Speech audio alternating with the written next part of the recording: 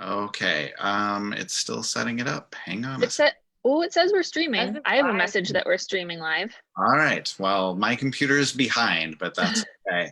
All right, we will go ahead and broadcast and welcome everybody in so we can see our attendees start to join us. Hello, everyone. Thank you for Yay. coming. Amanda, it's good to see you. Are you Good excited to for see week you. number 5 of the webinar? I'm so excited for week number 5 of the webinar. Right. Amber, how are you tonight? I'm great. I'm extending my bedtime so that I can be here with you all tonight. That's right. You are on the East Coast and you go to bed at 8 p.m. So we are very appreciative that you're here. Staying up So, to talk to us. who knows what I'll say tonight? That's all right. You have your tea. You look like you're in a relaxing space. Like I feel like you're doing all right. I am. I'm in my office studio that I just cleaned. My husband was like, it looked like a tornado and now it kind of doesn't. So my room is like, well, no one can see it. It's like tornado this way and fine for like 2 feet until we hit the wall. Yeah, you have like 6 feet of space there that are just immaculate. And then right. I'm in the middle of my kids' basement playroom. So anyone who has kids right now can imagine what that looks like. You have great art behind you. So I know. Yeah. I mean, yeah. Yeah, we're good. All right. Should we go ahead and get started? Yes. All right. Sounds good. Hello to everyone and officially welcome to week 5 of our webinar. My name is Tim Bogatz. I'm going to be one of the hosts for the next hour, and joining me, as she does every week, is Amanda Hine. Hi, Tim. How are you? I'm great. I was just saying earlier, we got 6 inches of snow in about 6 hours here in Nebraska, and it's a little bit crazy right now, but my kids are loving it, so you know, I can't complain. Right. Just throw them outside.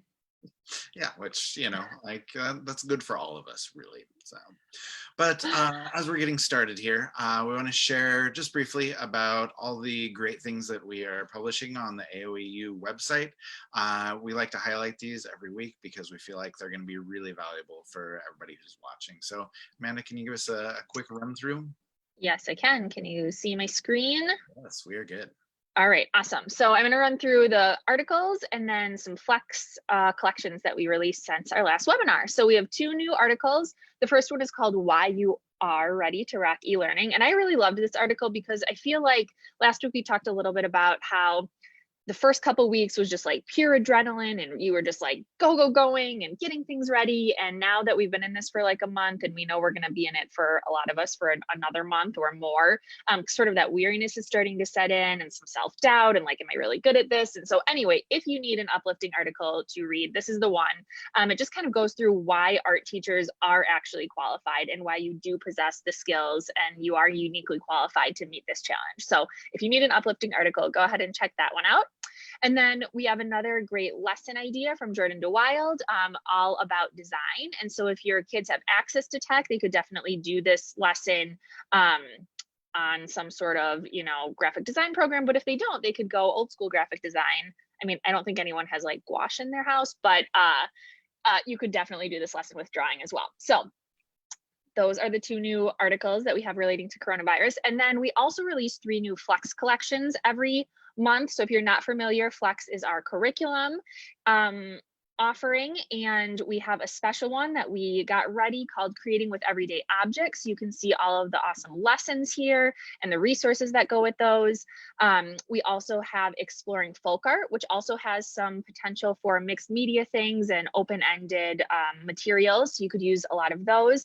And then we also have Acrylic Still Life, and why you may be saying like, well, none of my kids have acrylics at home, or I don't even have those at home. There are still some really great lessons and resources here for still life in general, and you could definitely modify the materials for these lessons and have your kids work on observational drawing. It's something that's pretty easy to work on while they are at home. So just as a quick reminder, if you haven't seen this article yet, this is called How to Use Google Classroom in the Art Room. It's by Abby Shukai, and she has video tutorials about how to use Google Classroom to push stuff out to your students. And so if you are a Flex member, just remember you can take all of these lessons and resources and videos and put them in something like Google Google Classroom. But regardless, if you're still sort of in that space of finding a way to get something to your kids, I would definitely recommend checking out Abby's article. So Tim, do you have some things to share about the podcast this week? Well, I always have things to share about the podcast. So this week I spoke with Jen Lieben, who will be here tonight. She's going to be our second presenter. We talked about mental health, and we both shared just some stories, some advice. It was a really, really good conversation. On Everyday Art Room, which came out today, Nick Hahn talked about how a growth mindset can be just a huge key toward, finding success with distance teaching.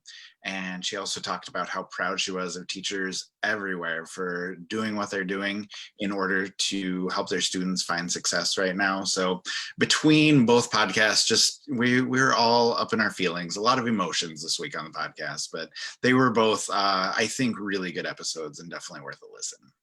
Absolutely. I loved them. So if this is your first time joining us, I just want to remind you, there have been 4 other webinars, and you can watch all of those on the AOEU site. We're going to keep them up. You can find them in the magazine. Each webinar has its own article associated with it where you can watch and download the resources. And then it's also on the coronavirus landing page on the AOEU website in the resources section. We've covered so many topics over the last few weeks, from tech platforms to specific lesson ideas and mindfulness and how to run fun online meetings. So definitely, if you missed one, go ahead and check it out. There are tons of downloadable resources to go with that to help you through this process. I also need to tell you, there is only going to be one webinar after tonight. So next week is going to be our last webinar in this series. It's been so fun hanging out with everybody and having uplifting conversations every week. We've built up so many topics that you can revisit if you need to, or go back to as you need new inspiration. I do want to say the coronavirus page is not going anywhere. All of that stuff is going to stay up on the website indefinitely, as long as we need it, so you can keep coming back. And our content team is also going to still be producing articles and podcasts about relevant topics, including distance learning, obviously. And I can't say too much, but as part of my job is running the Art Ed Pro platform, and we also have some things in development in regards to Pro and bringing some more sort of focused and robust learning packs. Hopefully, if we can get out and film, it's, we might need to get creative. You might see a Pro pack in someone's living room. We're not quite sure, but we are going to be creating content specifically for that platform as well. And finally, I just wanted to give one more shout out to all of the amazing art educators sharing stuff on social media. AOU is one place you can come, but so many teachers are being so incredibly generous with their time and effort in sharing. And so, different people's websites or social media, or just even in, the art teacher Facebook groups and things like that, you can find a lot of awesome resources and support there as well. And finally, I want to turn it back to Tim and let him tell you about our plans for our next big live hangout. Yeah, so as Amanda said, we're going to wrap up these webinars next week, and part of my job is to turn my attention now to the Art Ed Now conference that we do twice per year. We have a winter and a summer one, and we're going to start putting all of that together. It's going to be amazing.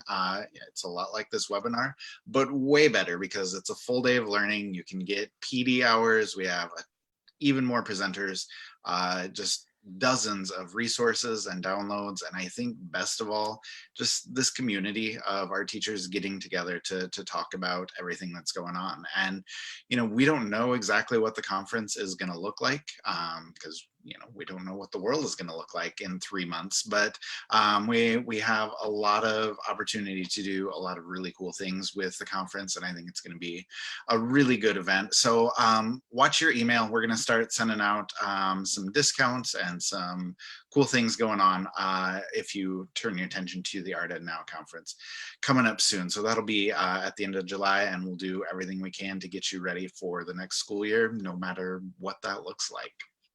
But we need to talk about tonight, so let me tell you all the things that you can expect.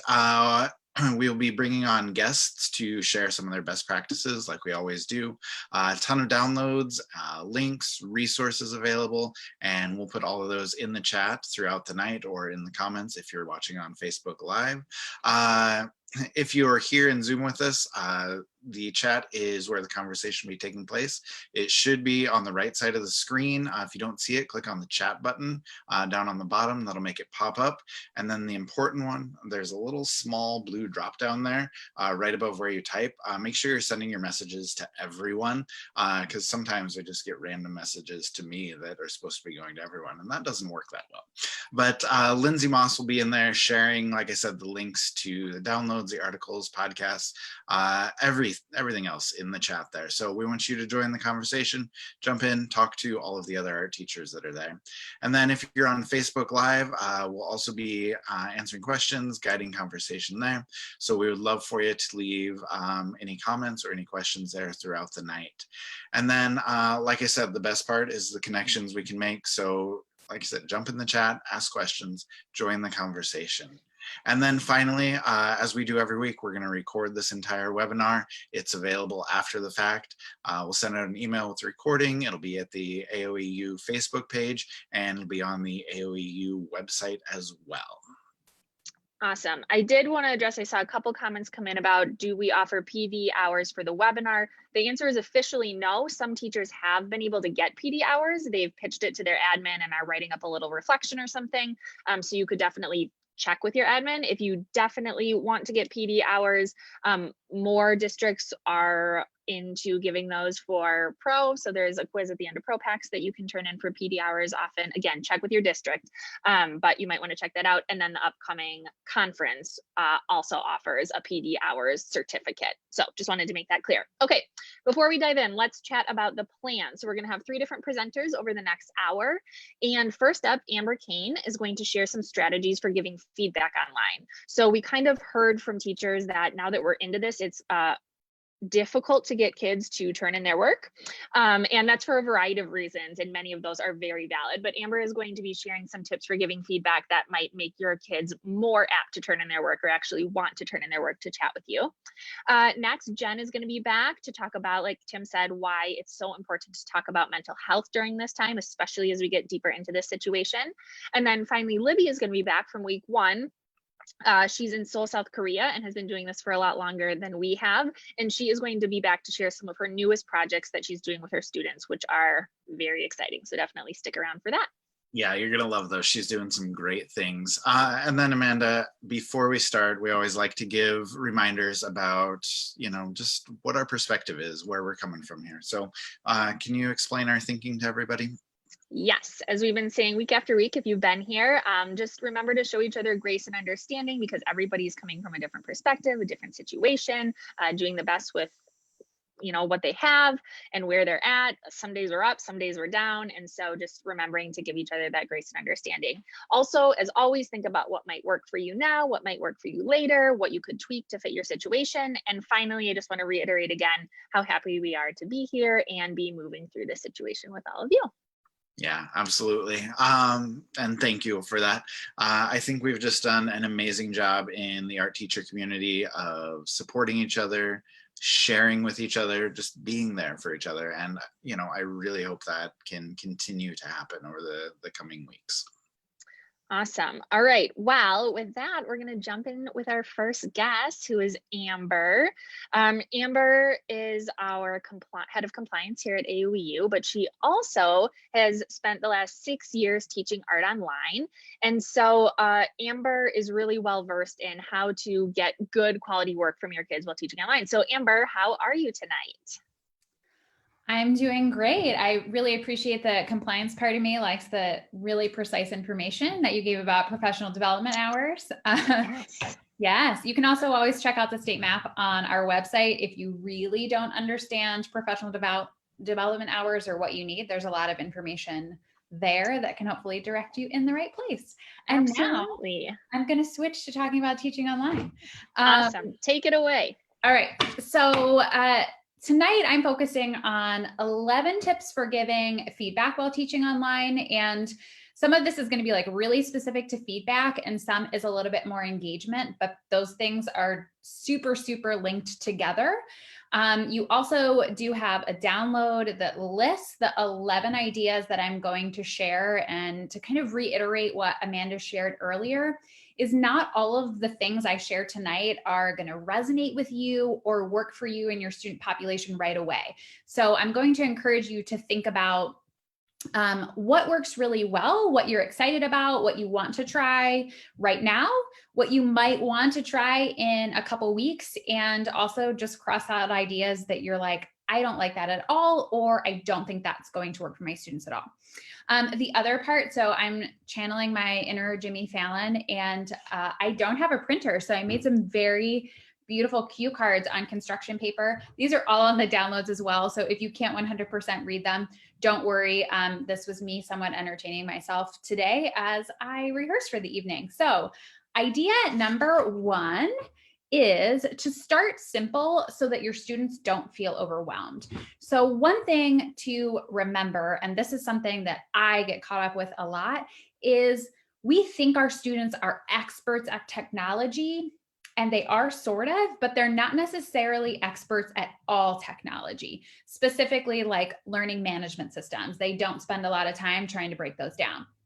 So what you really want to think about at the beginning is, what is the simplest, smallest thing that you can be asking them to turn into you to start to get them to feel comfortable with being engaged and receiving feedback. So you might, just by starting asking them to submit one photo of what they're working on and really work to build from there. So a big reason that students might disengage when you're teaching online is because they just don't understand, and they're embarrassed to say that they don't understand. So really thinking about how simple can you start out in what you're asking them to give to you. Idea number 2 is to ask open-ended questions to help foster discussion. So you probably naturally do this more when you're in person in the classroom, and you still want to do that online. So you might ask it during live conversations. My students, and you're going to hear this a lot tonight, I use Google Docs all the time.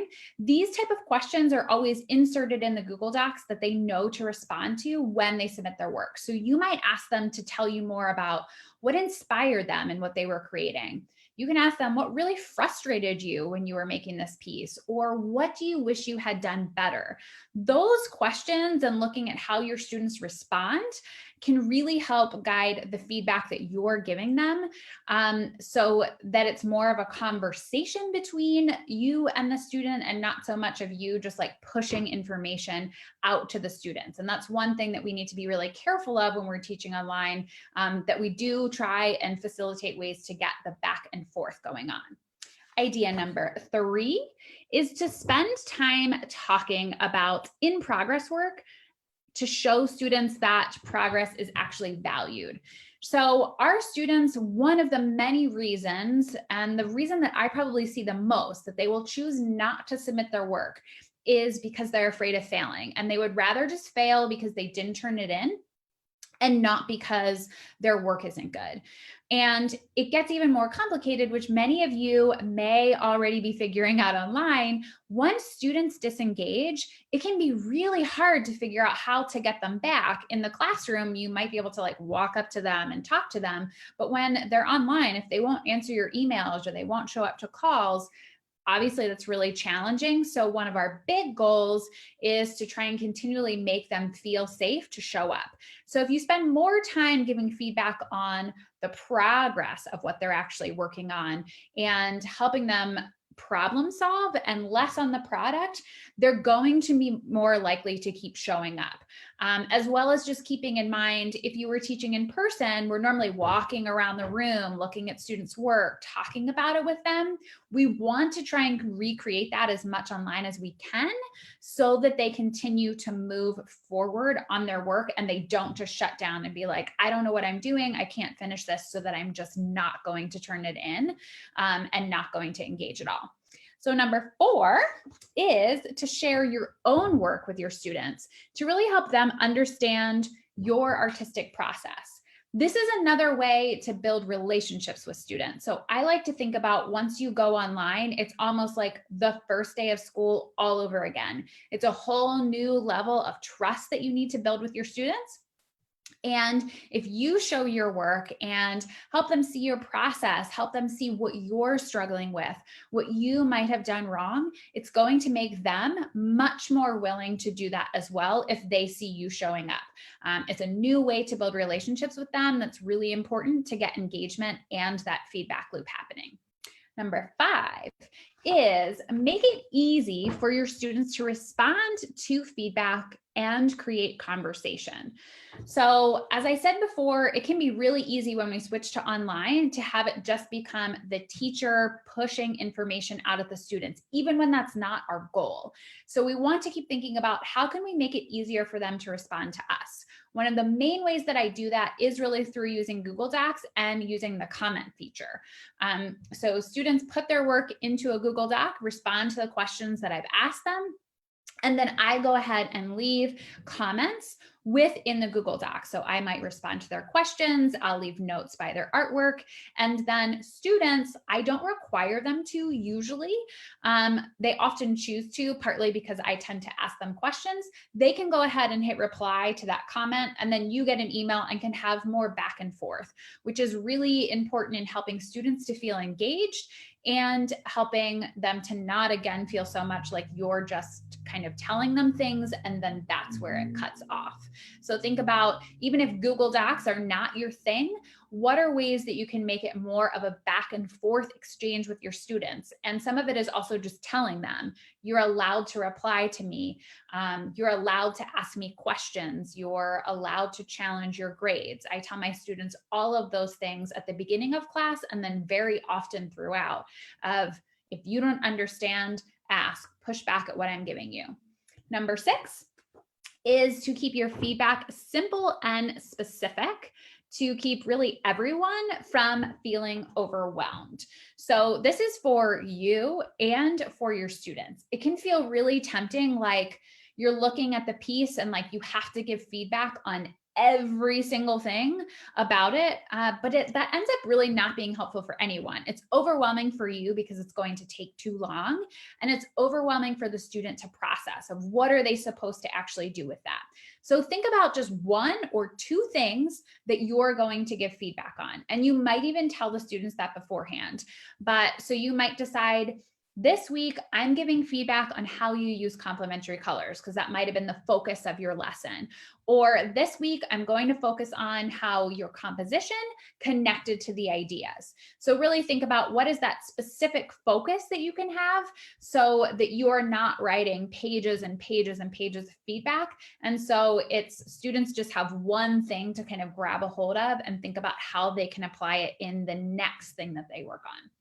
Number 7 is make your expectations clear so that students know what to expect. So we do that often in the classroom anyway, but it's even more important online because, again, we are trying so hard to make them feel safe so that they are willing to show up and turn their work in. So if you are grading your work, and I know that's really varying of whether you're even allowed to grade work or not, even if you're not grading it, you still want to tell them how, like, what kind of feedback are you giving them? How are you assessing them? And I don't grade my students all the time. So sometimes my students get grades on projects, sometimes they just get grades for completion. But even when they're just doing completion, they have some questions that I want them to respond to. They have all of that up front before they start the project. They see, what questions am I going to be asking them? If there is a rubric, what does the rubric look like? What's in it?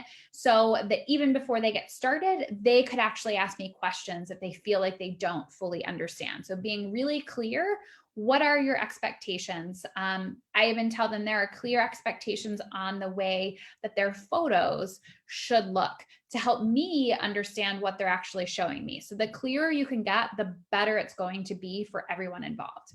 Number 8 is provide group feedback to address overarching needs. So this is another one that is for you and the students. So something to think about, if you see that a lot of your students are having trouble with the same thing, instead of giving each one of those individual feedback, go ahead and take some time to create one video or one bit of written information that you're going to share with all of them.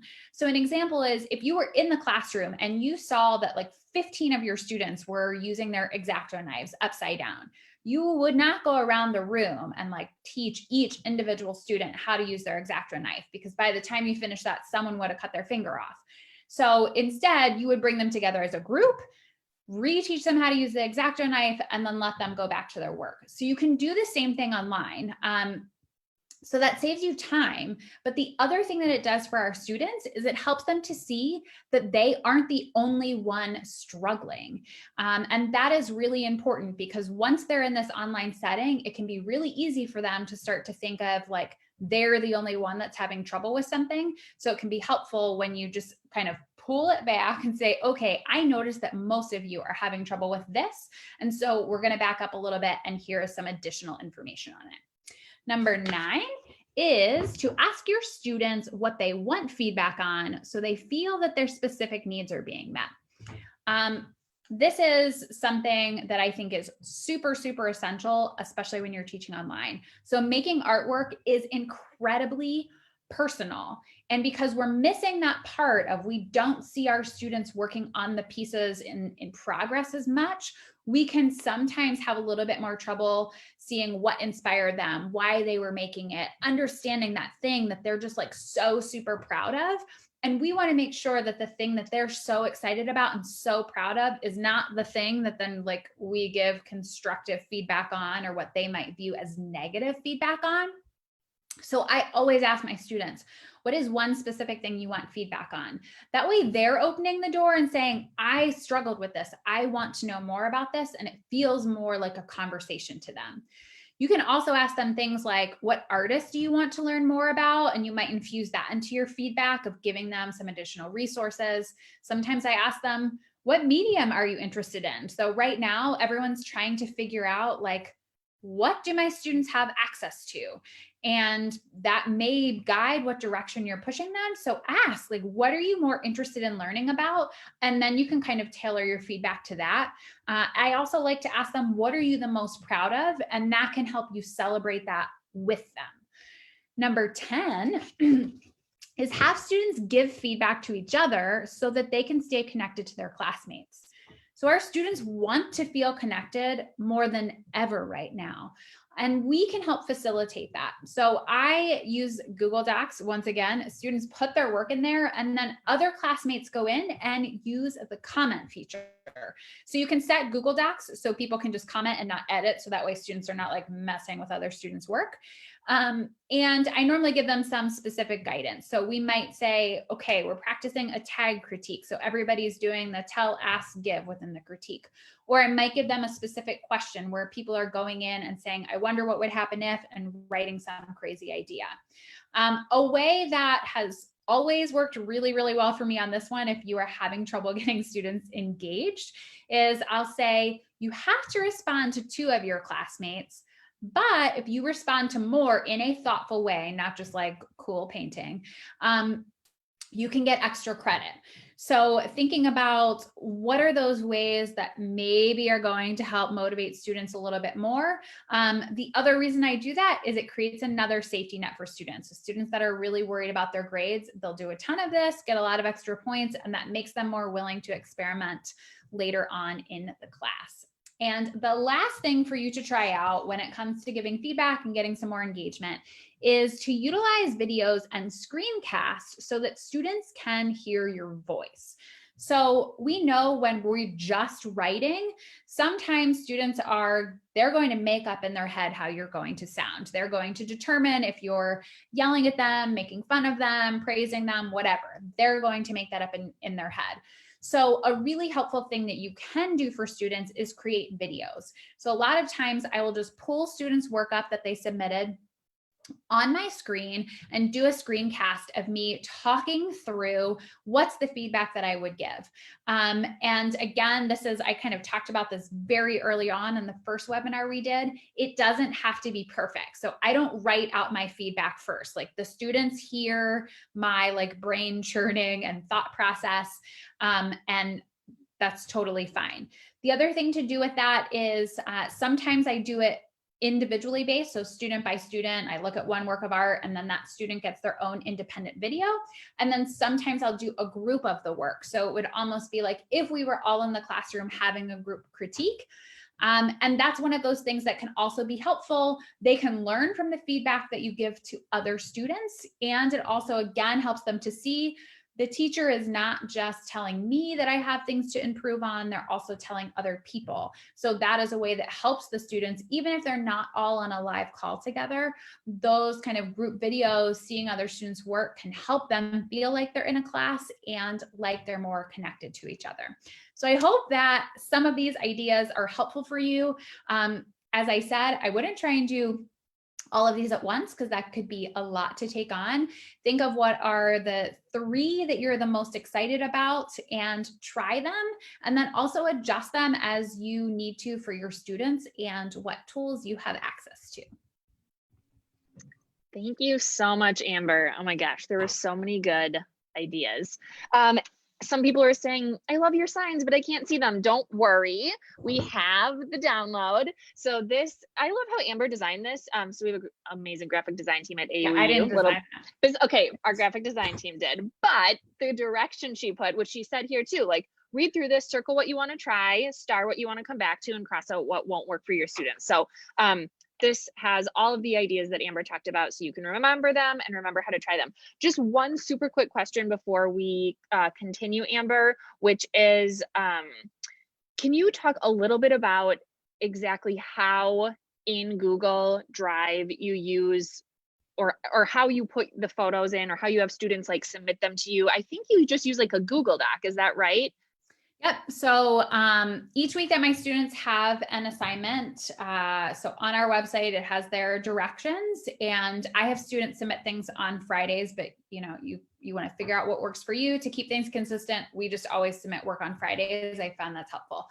So on their Friday post, it has a link to a Google Doc, and that Google Doc has all of the instructions built within it of like, your photo goes here. These are the questions you need to answer.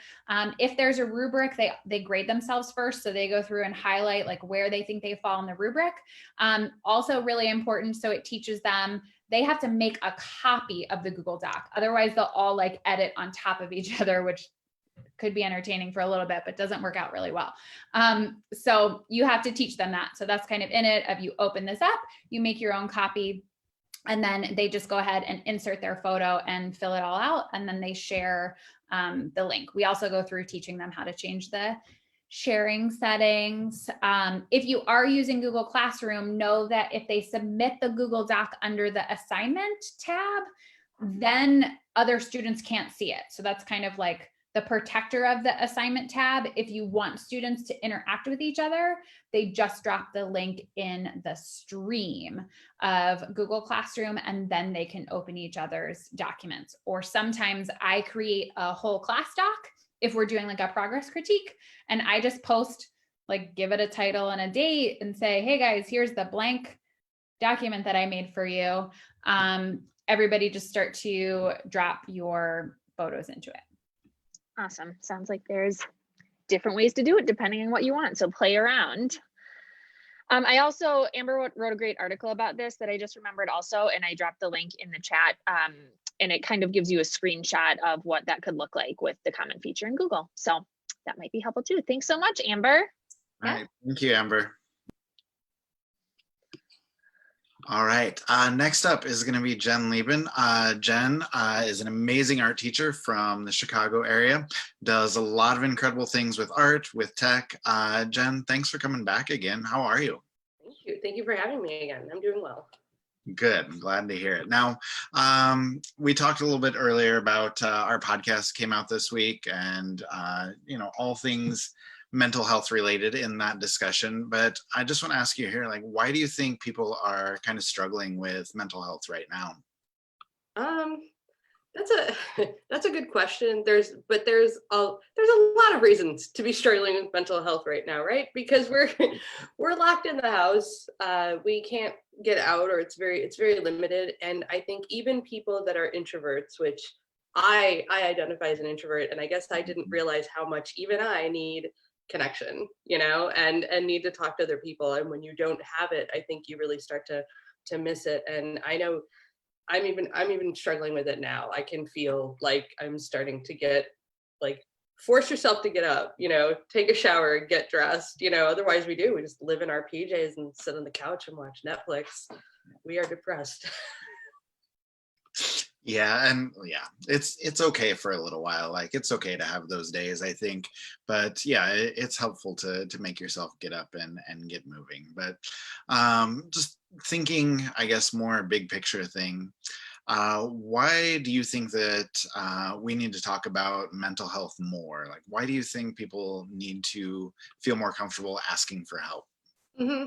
Yeah. Well, first of all, like when I talk about mental health, then I'll get like giggly and stuff. That's kind of my coping skill. Like I laugh about it because it's so familiar to me, because this is my life. I've definitely struggled and rode that roller coaster up and down and up and down. And I am a teacher that is not afraid to tell people. I take meds because for me that was necessary, and I've seen counselors because that was necessary. And that all leads into like why we need to talk about mental health, because there is this stigma. And you worry that if you say like, I get help with this, or I'm struggling with this, that people are going to look at you and think that you're a bad teacher, because so much of like who we are, we define ourselves by like, we're a teacher. And not just that, but a lot of times that we're an art teacher. Like it's a special class we are. And nobody wants to be thought of as the quote unquote, not the crazy teacher, or the teacher that's, Lord, we're already as art teachers viewed kind of askew, aren't we? So it's hard, but we need to talk about it so that we destigmatize it and don't make it weird or, crazy, or there's something wrong, because there's not something wrong. And the more that we talk about it, the more we realize it's actually normal. This is what people like, more people than not struggle with these things, and that it's okay to feel this way. There's nothing wrong. Yeah, absolutely. And, that was part of the reason on, the podcast this week, I shared my story too, which, I haven't done very much before, but you inspired me. Like, yes, we do need to talk about this stuff. Just to kind of destigmatize it. And I feel like we're all going to be better off if we can make it a more normal part of the conversation and not make it scary for people to come forward and to talk about that. Well, yeah. And I was going to add, sorry to interrupt, but like SEL and like student mental health is such a hot topic right now, and it's very important, but sometimes it actually we overlook that like this is important for teachers too. And if we're not feeling 100%, how can we be there for our kids? So I just think that that's another part to it to add. Yeah, that's a really good point. I mean, I've thought about that, but not really made that explicit connection before. I think that is a really, really good point. Now, I guess talking about, not only the mental health issues that we're facing, we also need to talk about, how we deal with them. So I think one point that I've gotten some good feedback on from our podcast this week was that it's important to recognize, what you called the triggers, like those things that can affect your mental health negatively. So I guess a two-part question, like how do you make yourself aware of those triggers? And then secondly, like what kinds of strategies can help people deal with those triggers? Mm-hmm.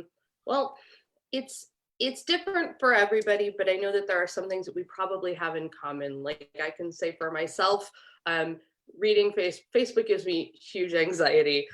So I will go off on it and say like, just seeing other people post things and something about it. So I have to really consciously like turn it off and not look at it. So in the same vein, I know like work email can do that to me too. So I think especially now that we're working from home, it's like all the more important to kind of set those boundaries for yourself that like, okay, it's hit 3 o'clock or 5 o'clock or whatever times you or your district have set for yourself, like that's when I'm done. And if a parent or a student emails me at dinner time or at 9 o'clock at night, even if you accidentally clicked it and saw it, you're not obliged to reply to it until you are back in the office the next day at like 8 a.m. because it does it. But saying that, sometimes you see an email at 9 o'clock at night, and even though you're not supposed to respond to it, you like dwell on it and you think about it and what you're going to say. So that's why I would say just turn it off completely and force yourself to not look at it. Because sometimes even if you just see it, like, you know that that's it's going to set you off, or an email from your principal, or we're dealing with these like remote learning planning days. So like tomorrow is the first day of like PD for teachers for us, and I know I'm already like flipping out because I'm like, I don't know where I'm supposed to be, because I'm an art teacher and I'm a tech teacher and I'm a member of all 3 grade levels, and I don't know where I'm supposed to be. So I'm supposed to be like everywhere and nowhere all at once, and it's giving me anxiety, and I need to just like think about it. And even if I am not where I'm not supposed to be, like the world still goes on and it's okay. And they'll be like, hey, Jen, why aren't you at this meeting? And I'll be like, oh, whoops, sorry.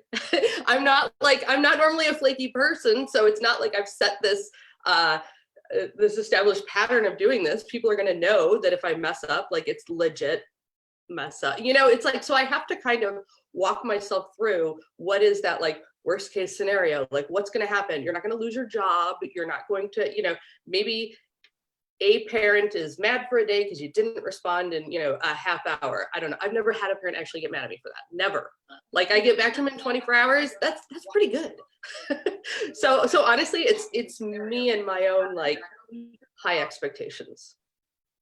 Yeah, for sure. And I don't know, lots of really good things that you said there, but a couple that I want to respond to. Like, I've seen a couple comments come through and people are like, I'm not on Facebook for exactly this reason. And it really is helpful. Like, I still have my Facebook account, but I'm never on there. Yeah. And I feel like I'm better for it. So yeah, well, and I know we're on Facebook Live right now too, so I almost feel like bad saying it, like, but sorry. Facebook makes me feel bad about myself. So yeah, I'm not on there a lot. I'm there, just not a lot. Yeah, and that's helpful. Well, and I think, you know, your advice about setting those office hours or whatever you want to call them is huge, because, you know, even if you do, like you said, just sneak a peek at an email, then you just dwell on it for so long, and that's not good for you at all. So if you have the ability to shut that down and just kind of leave it be, like, I would definitely recommend that. But I'd like to just kind of end, I guess, on kind of a positive note, you know, with the idea of self-care. Like, everybody knows that self-care is just so important. So can you share some ideas that work for you, or things that you've heard about that work for a lot of people for self-care? Well, there's some really traditional ones that work for a lot of people. So a lot of times, like mindfulness, and because I also kind of live in the tech world, there are things like the Headspace app and the Calm app that like people use to kind of get themselves through those like kind of guided meditation mindset things. You know, some people are like, I take a long bath, or, you know, for me, a lot of times I need distractions. So for me personally, I got a Nintendo Switch for my birthday, and I've been playing a lot of Animal Crossing. So hey, nerd world. And the other thing that we did talk about on the podcast is I rediscovered my love of drawing this year, like just purely for the joy of it, because I can zone out and I can draw. I treated myself. Wow, Jen, you bought yourself a lot of stuff during the quarantine. I bought myself an iPad Pro and an Apple Pencil, and I love it. If you haven't tried it, it's amazing. So yeah, really got into digital drawing, but just making art, just creating things and making things. I mean, I'm preaching to the choir here. Y'all know that. But it's just, I realized what a relief that is just for me as, you know, an adult and a person, and knowing that, I think that gives you a lot of insight into what it does for our kids. Yeah, that's awesome. So Amanda, I think you're going to crowdsource some of these ideas too for self-care. Do you want to? Yeah, we would, you know, so we save the chat every week, and you can download it with the, you know, when you watch the webinar, it's in that section. So if anybody has anything else that they want to throw in the chat that helps them de-stress or is a self-care thing, you know, I heard something super great about self-care the other day, and it was like, yes, self-care can be painting your nails. Like, full disclosure, I paint my nails before every webinar because the webinar kind of stresses me out. It's a lot of people, and that just like is a moment of calm away from my family where I just like do that before the webinar. But you know, they said like real self-care is like getting to bed on time and setting those boundaries that Jen was talking about, and doing things that necessarily aren't easy, but are going to make your life significantly better and less stressful. So I loved, Jen, what you were talking about there. So anyway, if anybody else wants to drop some ideas in the chat that we can all benefit from, or favorite apps, or favorite video games, or whatever, please let us know. Somebody said brownies and onion dip, and I was like, I'm coming to your house. Yeah, there's been a lot of stress baking over here as well. My kids are like very excited about all the dessert that we're all of a sudden having. It's very, but I do feel so much better once I eat that stuff. So Yeah, I don't know if it's really self-care, but you know, I think Yeah. it is. I'm enjoying it, so we're gonna go with it. All right. Well, thank you, Jen. It was great to have you join us again. Thank you for having Thanks, me. Jen. Thank you. All right, now our final presenter for the evening is Libby Beaty. She is coming to us from Friday morning in Seoul, South Korea, as Amanda said. She's been doing some amazing things with her students via distance learning, and she is back to share even more great ideas with us tonight. So Libby, thank you for making the return appearance. How are you? Hi, Tim. I'm good. Can you hear me okay? Yes, we can hear you great. Okay, excellent. It's great to be here. I'm really excited to be back. Thank you. Well, thank you. We're super glad to have you, and I was hoping that, like you said, we could share some more ideas with us, especially the distance learning portraits. That has just like taken off on social media like nothing I've seen in a long time. So, can you tell us a little bit about, I guess, just the inspiration behind those and kind of what you're doing with those portraits? Sure. I would love to go ahead and share my screen and then I can show images. Is that okay? Yeah, we would love to see them. Okay. And if you can't see it at any point, just let me know while I'm talking. I'll try to bring it up here. Okay. Are you able to see it? Yes, they are coming up. We are good. Okay, excellent. Let's put this in present mode. Before I share that specific project, let me just show you everything that I share. The few projects that I'll share are on my social media accounts, and I just wanted to kind of point that out because I'm really trying to share in those spaces if you're there on Twitter and then also on Instagram. So that's been a great place for me to connect with other educators, as has been mentioned. So you can still hear me okay? Yes. Okay, excellent. So let me go on to, this is the virtual learning portraits that you referenced, Tim, and it really did seem to resonate with people, which was really cool to see happen on social media. But let me just pull up the directions that I gave my students.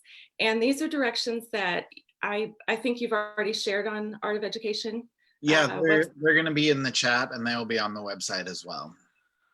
Okay, excellent. So I made these for my students. I had them in mind when I made the slides and the directions, but I did share them out on Twitter and people have really gone with them and adapted them for their own needs with their students. And they've been used a lot in different ways, which has been really fun for me to see. So I'll just kind of go through the inspiration. The artwork of photographer Gregg Segal had stood out to me. And I really wanted my students to document their work in a way that, now this is his work, and he did this series called the Daily Bread series, and it was having children from around the world basically document what they ate in the course of the week. And then he photographed them with that food that they had eaten in a week. And I thought, wow, wouldn't it be powerful to have my students document the things that are most important to them right now during this virtual learning adventure? And so I asked them, and you'll see in the directions here, to kind of collect 15, well, let me go through his work a little bit, sorry. These are some of his images, and I just think they're really stunning. He's done a few other series that are similar, but these are the ones that came to my mind. And I shared these with my students just to inspire them and to see the artist's work that we were talking about. So I'll just flip through.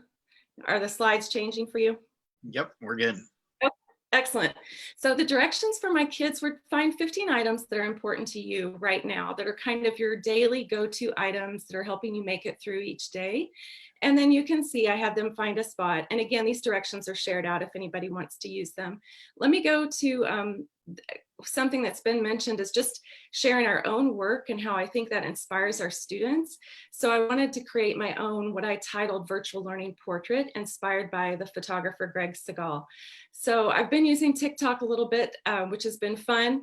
And I created a video and it has music, so it's really quick. I'll just play it if that's okay. Yeah, go ahead.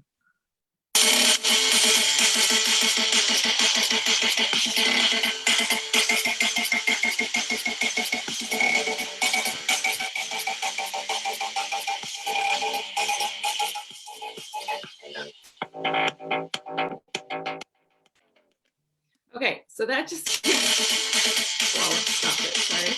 That just gives you an idea. I wanted my students to really see the process of me creating, and I wanted them to see the viewpoint from which I had hoped they could try to get, but really just kind of documenting this time in history for them. So then this was the final photo, and I wanted them to see this is kind of what you're going for. And I put some notes on there for them as well that, you know, if I were to do it again, what I would do differently, because it didn't look exactly like I thought. I also put a photo there for them to see the process of taking the picture, because that was a bit of a production and I had to be creative in that way for sure, figuring out how can I get my phone up above me to get that angle. So I just tried to share a little bit of the process, and then the list of items there so they could see what each one was. And then let me go to the next slide. I'll go out of here and I'm going to show you the results of some of my students. You're still hearing me okay? Yes, we are. So Okay. you're good. I keep checking. I'm worried about losing connection, obviously. So I feel really far away in Seoul. Okay, so let me open up this presentation and I'll just share with you the results that my students, some of them sent in. So my examples on the left, and as we are often happens with us as art educators, we're blown away by our student work and how they take our idea and they run with it and come up with more creative ideas than even we presented to them. So I was so proud of them for the things they turned in, the photos they turned in. These are a few of them. And what was so fun was to see animals show up in the photos. And a sibling, I love this one in the middle with the little brother, and I got permission from my students to share this work. But I just thought they were so beautiful and really documented this point in history for us in a creative way. So these are some of my students, just the examples that they sent in. And you can see they varied. Some of my students varied from the original setup of laying on the floor, which is totally fine. My student on the right, you know, she took a different angle, which would hopefully be easier. And I told them, you know, there's flexibility in what that looks like. So let me share this with you too. I always try to give credit, you know, to the artist that inspires work. And so Gregg Segal, I tried to mention him in all my posts, but I actually wrote him as I saw this project gaining so much momentum on social media. And I wanted to thank him, you know, thank him for being the inspiration behind it. And I just want to give credit because I think it's so cool that when artists respond and acknowledge that, you know, their work has made a difference and inspired other people. So he wrote this message you can see down at the bottom, thanking me for the message, and he is eager to hear what my students gained from the experience. So I plan to share that with him because he was the inspiration for the project. So yeah, that is so cool. I love that. Yeah. So I'll keep going to the next project if that's okay. Yeah, we'd love to see please. what you have to share. Okay. All right. So this was another project that I titled Power Phrase Posters. And this is very similar to what's been done by so many teachers I know, and people around the world sharing out positive visuals and the chalk art that I've seen so much around, you know, on social media as well from the States. But I told my students, I want you to think of a phrase that gives you power each day and helps you keep moving forward, especially when things are challenging, which they are, right? And I told them, I also hope these posters go up in your room somewhere to just encourage you during this time.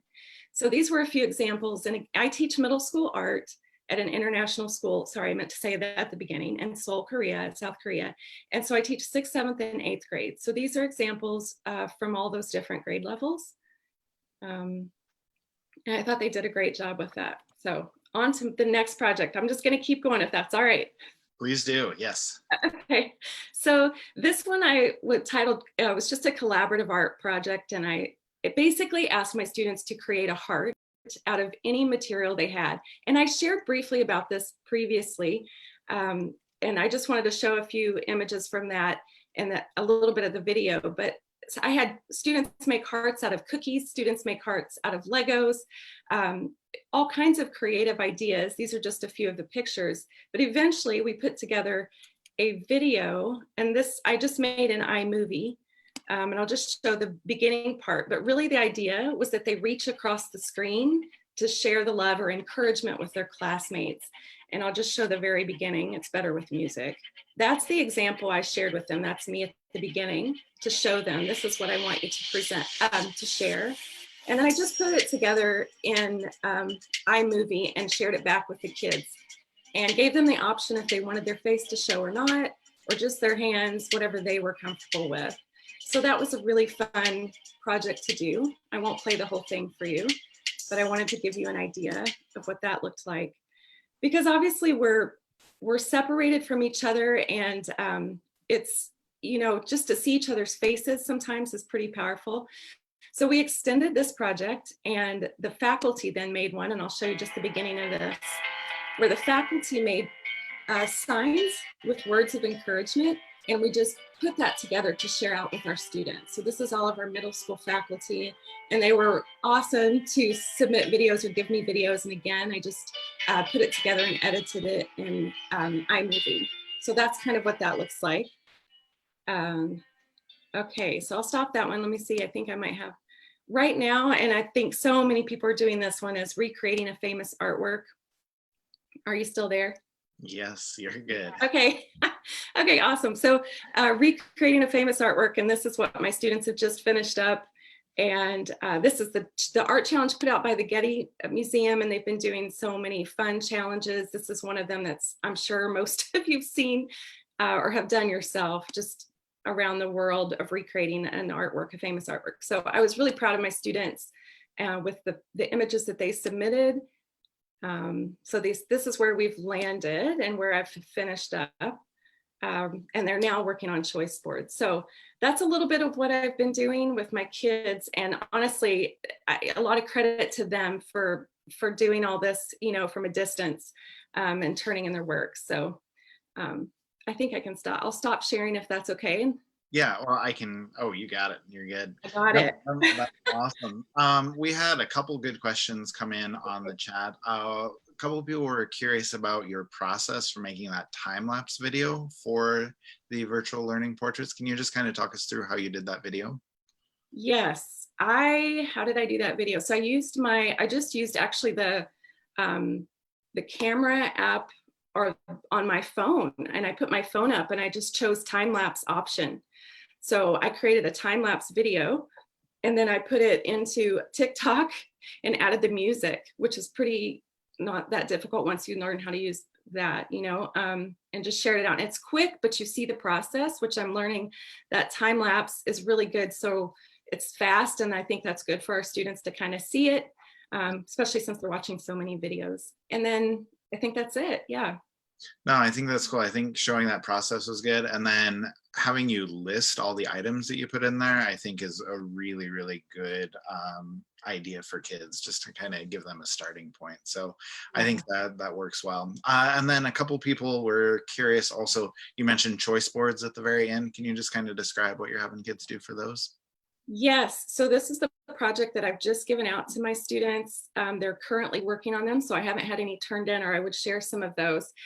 I've tried to connect. I gave them 6 options of things to do, and I'll have them do 2 of the 6. And I debated over this, but I'm having them connected to our current situation.